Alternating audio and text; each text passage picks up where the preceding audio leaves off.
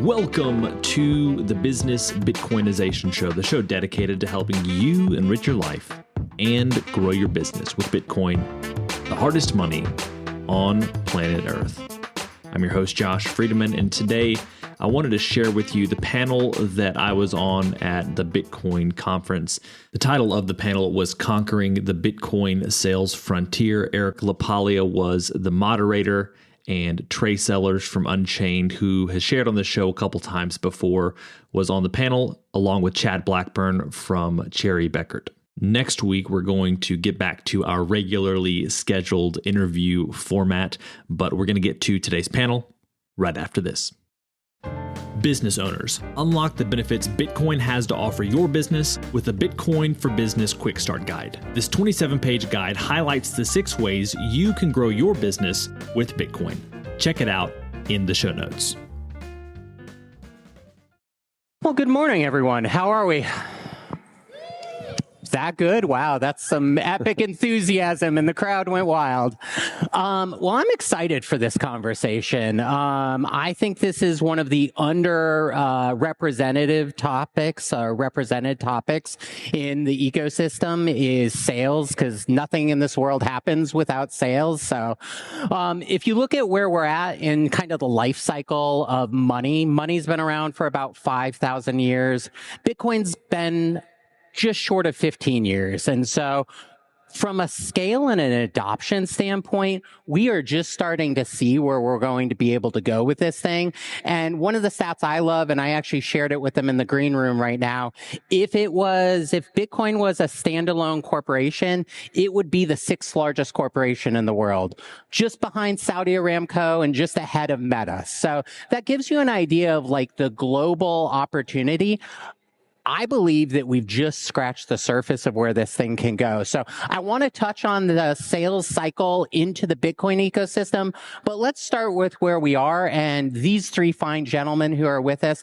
I'd like to talk a little bit about their background and what's led them here. We've got Trey, who's got a storied history both in traditional finance and now in the blockchain and Bitcoin ecosystem. We have Josh, who has a podcast where he gets to speak to quite literally hundreds of different entrepreneurs who are all touching on different aspects of blockchain and Bitcoin. And then we've got Chad, who works in the more traditional realm of accounting and corporate governance. But it's really fascinating to see how all of these 3 different aspects touch on the same thing, which is ultimately sales. So Trey, let's talk a little bit about your journey. I mean, how do you go from Deloitte and Goldman to now deeply involved in this ecosystem? Well, yes, I do have a pretty broad and extensive background in traditional financial services and banking. But ultimately, I'm kind of a Bitcoiner at heart, always was. And when I found Bitcoin back in like the 2014, 2015 days, I started getting drawn in very slowly, as most people do. And it was around 2018, 2019 when I was kind of fully down the rabbit hole, orange-pilled, and starting to become the Bitcoin guy at the bank that I was working at. I was sitting on a trading floor, doing risk and P&L work, working with trade flows and all of that, and recognizing what was going to happen over the next year or so, going into 2020 with the halving and the run-up that we ultimately ended up seeing, and thought, I should be the guy who is selling Bitcoin to the bank. I should be the guy, because I understand the asset and the people around me don't, who better than me to be in that position? And so I started kind of shopping around a deck I called Bitcoin for Bankers, and it was geared toward speaking in the traditional finance language, helping them understand what the market structure looked like and why they should care. And ultimately why they should care is because their clients would care and they would be asking those questions. And so if you're not prepared to give intelligent answers to those questions, you are doing your clients a disservice and you're doing the bank a disservice as well. So one thing led to another, and that was very popular discussion in the 2020, 2021 timeframe because of the bull market. And then ultimately I found myself moving into the Bitcoin world and working directly there in the sales team at Unchained. It's really difficult to sell Bitcoin to a lot of people, especially in the traditional financial world, because they don't really understand it yet. It feels foreign to pretty much everybody who is first introduced to it. And so making sure that you're able to simplify the concepts and speak in other people's language becomes very important when you are trying to help people understand what Bitcoin is, why it's valuable, why they should care, and then ultimately when you're working in a business within the Bitcoin ecosystem, why they should be paying attention to what you do. I love that. And I think that you're right. Often there's what I call contempt prior to investigation, where people, it's the knee-jerk reaction to say no, but once you get them to listen to what the opportunity is and where the different touch points within their existing infrastructure that Bitcoin can be beneficial, I think they really see the opportunity. Josh, you come from a completely different lens. You literally, like I said, I mean, at this point, you've got hundreds of episodes of your podcast, which you've done, which is given you exposure to probably the very earliest stages of people involved in the Bitcoin world, all the way to some of the most mature players in the space. What would you say is a commonality, and what would you say is really something that's continued to push your interest in this space and want you to, do a deeper dive? And now today, not only are you continuing to do the podcast, but you've also gotten involved in another very fascinating platform that is built on the backbone of Bitcoin. So talk about that a little bit as well. Yeah, I mean, the reason that I keep on being interested in interviewing business owners or people who provide services to business owners like Unchained, I've interviewed Trey a couple times. The reason I do it is because I'm really interested in Bitcoin, and I think Bitcoin's going to change a lot of things in the world positively. I think that's why a lot of people are probably here for this weekend. But one of the things beyond just, Trey has spoken a little bit about Unchained. There's probably like a bit of education that needs to happen before people are ready to sign on the dotted line. Another interesting thing, though, is when I'm thinking back to like an early podcast episode with a guy named Aaron Tois of Victoria Kayak. He has this kayak rental place, small business owner, not like a massive operation. But, back in the day, this was back in, I guess, mid 2022. He was trying to sell his services for Bitcoin, and he was pricing it as if Bitcoin were 100,000 Canadian dollars. It's like a 75 to 80% discount if you pay in Bitcoin. And at that time, he had no one pay in Bitcoin. It's just because, people don't have Bitcoin or don't know. There's this education process that has to take place. And I probably need to do a follow-up episode with him a couple of years later to see how things have been. But that education piece is really important.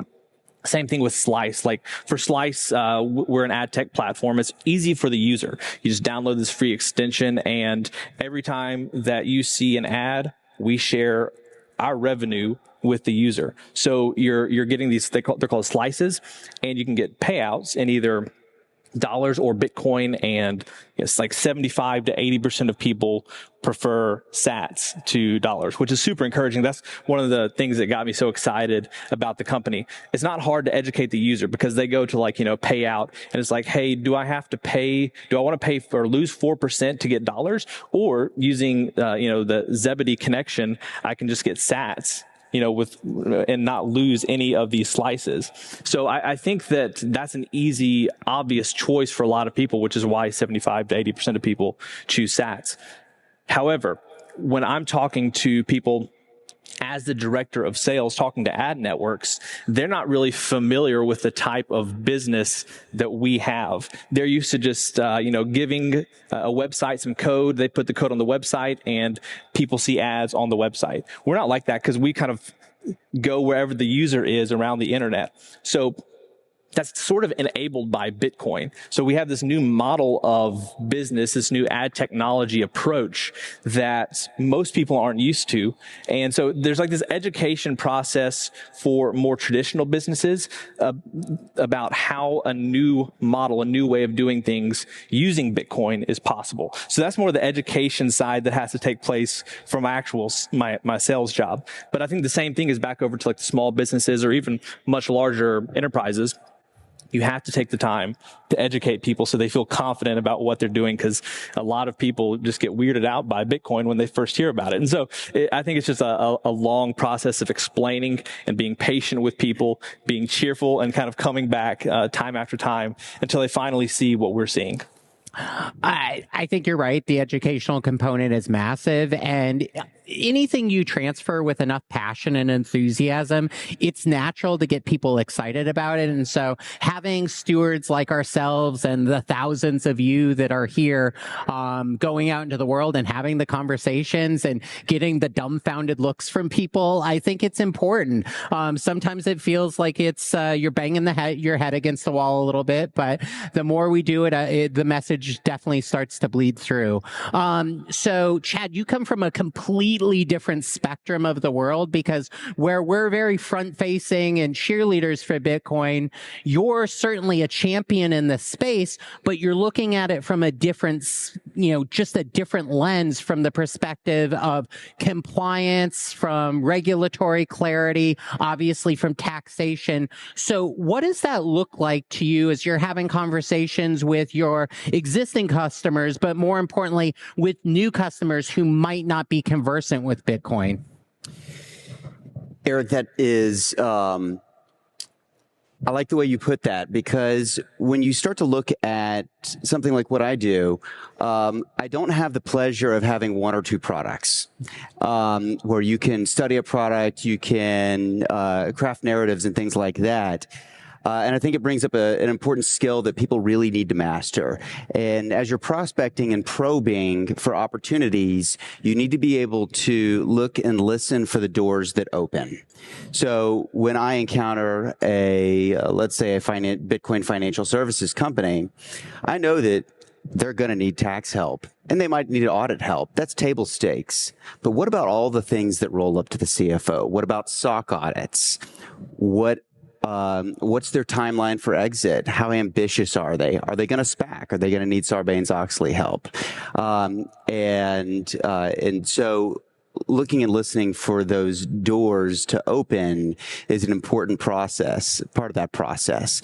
Now, Eric, something about my background that you don't know is that I actually spent the first few years of my career racking and stacking servers. So as somebody with a very technical background, I have a passion for these growth stage technical Bitcoin companies, and especially for the task that the founders have.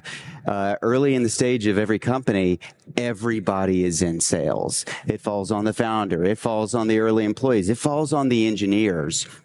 And by leaning into acquiring that business skill as an essential business skill, you make all of your other skills in your skill stack more valuable, and it's going to help your company get to that position where you can hire that $500,000 professional salesperson.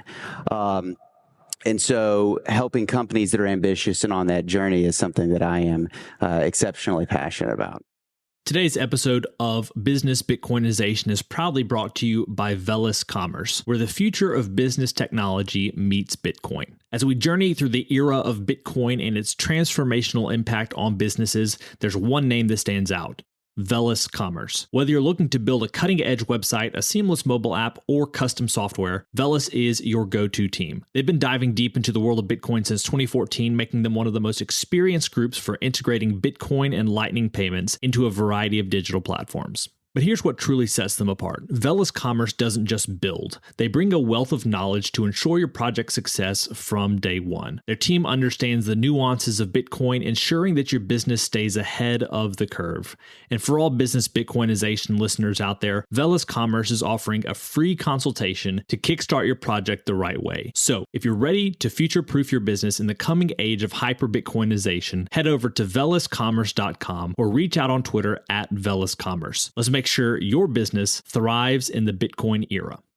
I love that. And again, we already said the word before, but it's a game of passion. It can't be more said more succinctly, that it really is about that passion for the space. Because to be in a industry that still, let's be real, has some level of regulatory uncertainty around it, you have to be a risk taker by nature. And so as we go forward in 2024, we've already seen quantum leaps forward. I mean, we now have the ETF, which seemed like fantasy land a couple of years ago. We now see major corporations from Microsoft to AT&T to Whole Foods accepting Bitcoin. So it's becoming more prevalent. But I'd love and this is for all of us, just to discuss, where do you see the blind spots still in the ecosystem? Where do you still see that massive sales opportunity where it's like, oh, that's the natural evolution of where Bitcoin should be, but we're not discussing it yet? Well, Bitcoin is money, and so it's going to touch all of the same things that money touches. And it's starting to get there, and we're starting to evolve in the payments narrative. And I think we're going to see a lot of promising opportunities along those threads over the next few years as that infrastructure continues to be built out. One of the biggest opportunities and challenges that we have at Unchained is helping people who are wanting to deal at the base layer of Bitcoin, which is where private keys are managed, and help people take full ownership over the Bitcoin that they have, as opposed to passing that trust off to some other institution that may provide kind of a black box to the Bitcoin ownership that they have. We help provide that education and the service around making sure that people feel comfortable holding their own Bitcoin, and then being able to kind of maximize the value that they have with other financial services that, again, touch all of the different things that money touches. So that could be loans that are backed by Bitcoin, that is trading and moving in and out of dollars versus Bitcoin as their needs as a business or as an individual kind of evolve. We offer an IRA product as well. So allowing people who are otherwise kind of trapped in traditional financial options for retirement accounts have an ability to get exposure to this long-term asset that is really marries very well with the long-term nature of an IRA. And so anywhere that money touches, there's opportunity in Bitcoin, and we just need to continue that education, as Josh is talking about. And then, again, simplifying the concepts. When I'm talking to clients about private keys and managing all of this, it's not easy. It takes a lot of time and effort to actually distill that conversation and those concepts down to something that is simple enough for somebody who's new to Bitcoin to understand, so that they do have the ability and the confidence to operate at that base layer. Well, as one who's trusted major institutional players and is still unwinding some of those relationships, I know that all too well. And absolutely, conceptually, I mean, it really harkens back to the days of someone having a safety deposit box and they had the key to that. The concept is not incredibly different. It's just a digitized version of that going forward. Josh? Yeah, so when I started the Business Bitcoinization show, a lot of it was focused on payments, using the Lightning Network for smaller payments. Also, people just holding Bitcoin on their balance sheet for the long term. Those things are great. What's interesting about Slice is that the founding team didn't come to their solution as Bitcoiners. They found Bitcoin because it was the best solution for their problem. So if you're wanting basically anywhere, it's money. But I think especially there are new use cases for sending small amounts of money. And we haven't been able to do that. So I think a lot of people, there's probably a lot of things that people can be thinking about, new ways of approaching business or attracting users, just by being able to pass small amounts of sats back and forth.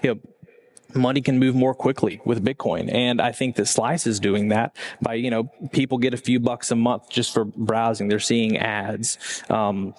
That's something that we couldn't do before. You couldn't just, give people a fraction of a penny in the past. And now you can do that. And I'm excited to see more businesses that incorporate that type of approach. They see maybe some margin there for a new business opportunity. So I think that that's an interesting thing that Bitcoin enables. And I think it takes a little while for people to fully flesh out all of the possibilities that using the Lightning Network can bring, all the incentives and things like that. So that's an additional thing beyond just, approaching originally with it's great for fast and cheap payments at your local coffee shop, and it's great to hold it on your balance sheet. Also, you can send money anywhere around the world with these tiny little fractions of a penny, and that's a really cool opportunity that people have yet to, I think, fully tap into. So we're going to go full circle and people are going to order 2 medium pizzas with Bitcoin again, except it's not going to cost hundreds of millions. I don't know if there's probably some things that need to change before people are always using Bitcoin obviously be great if we don't have to pay capital gains taxes on Bitcoin, and that could change in the coming years. But I do like the fact that you can easily just move tiny amounts of money around. It incentivizes people in a way that we haven't seen before. So that's one thing I really like about Slice, and there's all sorts of other things that people are doing right now, and even more that people will be doing in the future, I think. Yeah. So, Eric, for companies that are looking to scale their sales effort in the Bitcoin world, I think what they're going to need to do first is really understand what vertical they're in. I describe Bitcoin as a peanut butter industry. It starts to get spread on a bunch of different industries as the Bitcoin network and different utilizations bring efficiency to traditional finance and other industries. So identifying what vertical you're in first, I think, is going to be an important step. Once you do that, I think you need to then start to think about what scales your effort as a professional salesperson. Now, for me at Cherry Beckert, we do a lot of alternative asset fund audits. We talked about this backstage, where we are working with hedge funds and private equity funds and venture funds. Now, one great thing about that is that those are great clients, but each one of those clients have a portfolio of companies in other verticals, and that gives you an opportunity to find those one-to-many connections that actually give you the ability to do more work with less time. And as you identify those different areas to scale, you can start to build teams and processes around that to service those areas. And you can even build little micro verticals inside of your own company to build those businesses and build up your expertise and your ability to add value.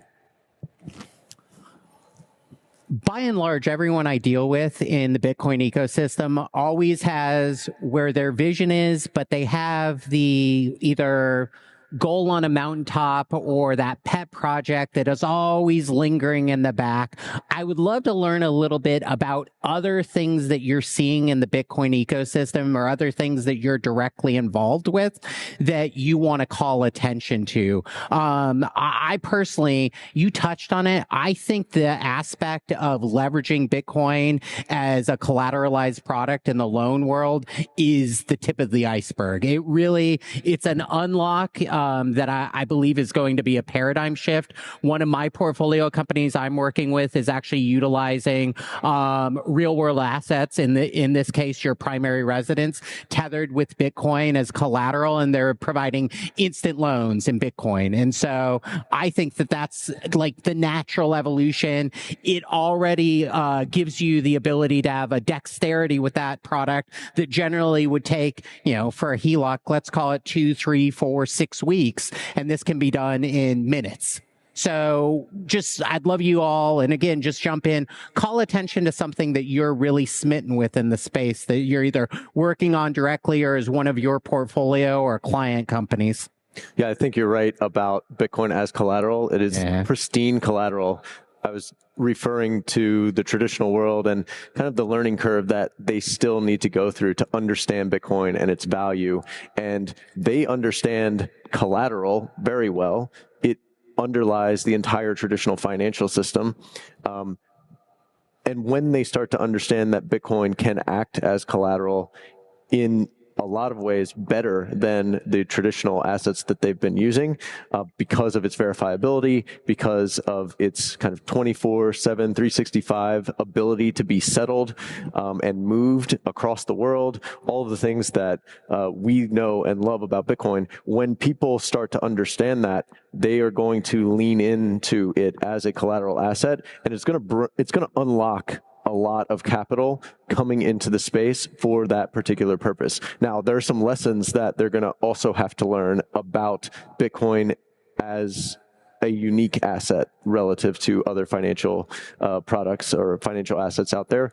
Mainly that there are no bailouts in Bitcoin, and you have to be very careful with how you are managing the private keys, who you are trusting with that, and you have to be very careful around the concept of rehypothecation. And we've seen a lot of examples in the last few years of people who learned that lesson the hard way. And, one of the reasons that Unchained is still around and thriving in this market of collateralized lending around Bitcoin is because we approach it in a fundamentally different way that respects the asset as it is and as it's kind of meant to be. Wall Street will be coming, the banks will be coming on the collateralized lending side, and they're going to have to learn those same lessons. Hopefully not the hard way, but we'll see.